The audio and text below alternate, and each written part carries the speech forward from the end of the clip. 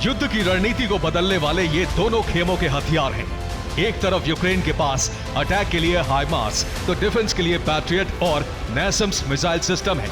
तो प्रतिद्वंदी रूस के पास अटैक के लिए किंजल हाइपरसोनिक है, तो डिफेंस के लिए Panjshir S-400 air defence system.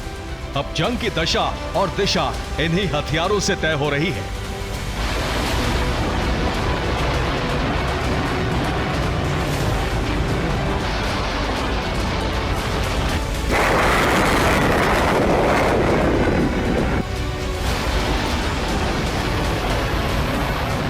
Moscow पर अटैक के बाद रूस का प्रतिशोध जारी है। रूस ने कीव पर ताबड़तोड़ ड्रोन और हाइपरसोनिक मिसाइल अटैक किए हैं।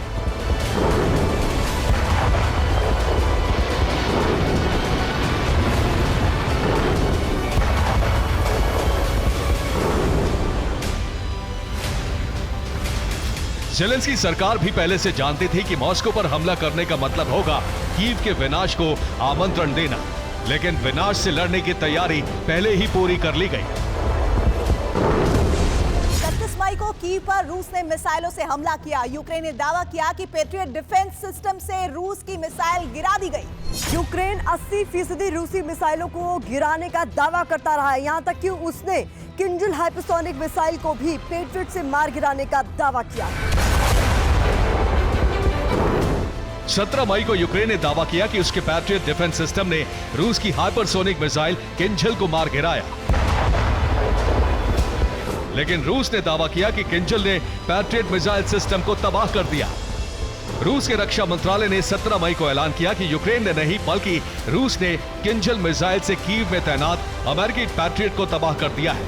बतौर सबूत रूस ने यह वीडियो भी जारी किया है। रूस के इस दावे की पुष्टि अमेरिका के रक्षा मंत्रालय के बयान से भी होती है। 17 मई को कीव में तैनात पैट्रियट के बारे में अमेरिका ने बड़ी खबर जारी की। बाइडेन प्रशासन ने स्वीकार किया है कि रूस के हमले में कीव में तैनात उसके पेट्रियट एयर डिफेंस सिस्टम को नुकसान पहुंचा है।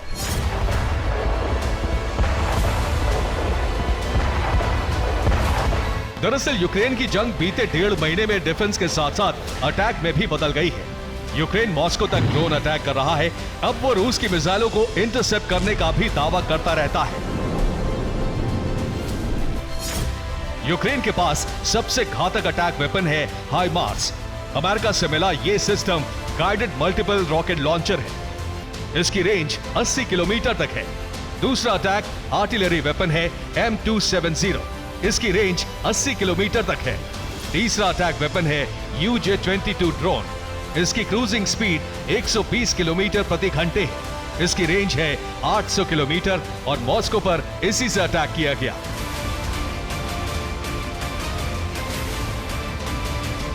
यूक्रेन इन हथियारों से रूस की सैन्य चौकियों और मॉस्को तक हमले कर रहा है।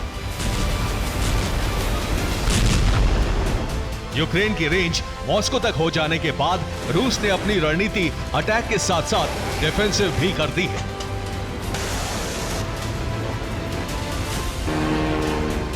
30 मई को जब यूक्रेन ने मॉस्को पर ड्रोन अटैक किए तो रूस ने अपने डिफेंस सिस्टम एक्टिवेट कर दिए।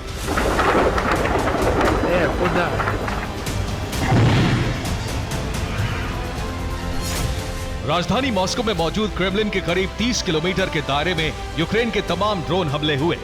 30 किलोमीटर के दायरे में मौजूद रिहायशी इलाकों को यूक्रेनी ड्रोन्स ने टारगेट किया। अब मॉस्को के कई इलाकों में S-300, S-400 और पंजशीर जैसे मिसाइल डिफेंस सिस्टम 24/7 एक्शन के लिए तैनात हैं। ये रूस के वो डिफेंस सिस्टम हैं जिन्होंने मॉस्को को बड़ी तबाही से बचा लिया। हालांकि यूक्रेन के सभी ड्रोन नहीं गिराए जा सके।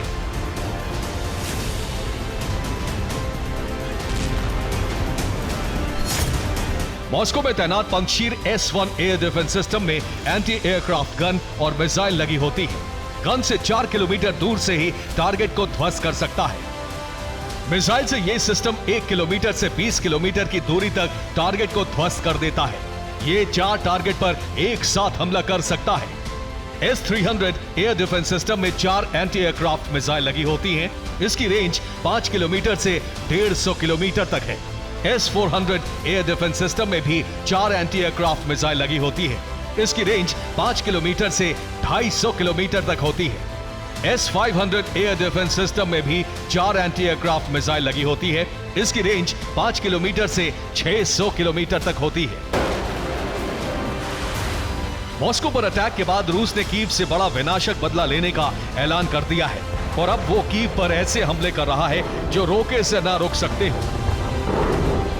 ये है रूस की किंजल मिसाइल। किंजल मिसाइल रूस की air launched hypersonic ballistic missile है। इसको Tu-22 बॉम्बर या MiG-31 से दागा जाता है। इसकी अधिकतम रफ्तार 12,250 किलोमीटर प्रति घंटे तक होती है।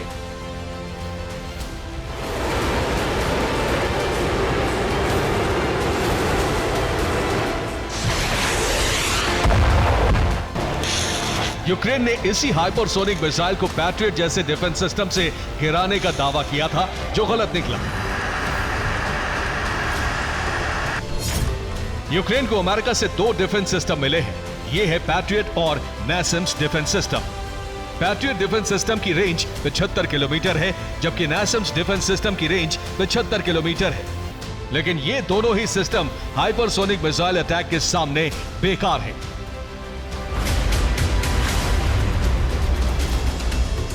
रूस अपने डिफेंस सिस्टम को मोर्चे पर तैनात करके यूक्रेन पर इसलिए हाइपरसोनिक अटैक कर रहा है ताकि उसका वार खाली ना जाए और टारगेट को तबाह किया जा सके। Bureau report, TV9 Bharatvarsh.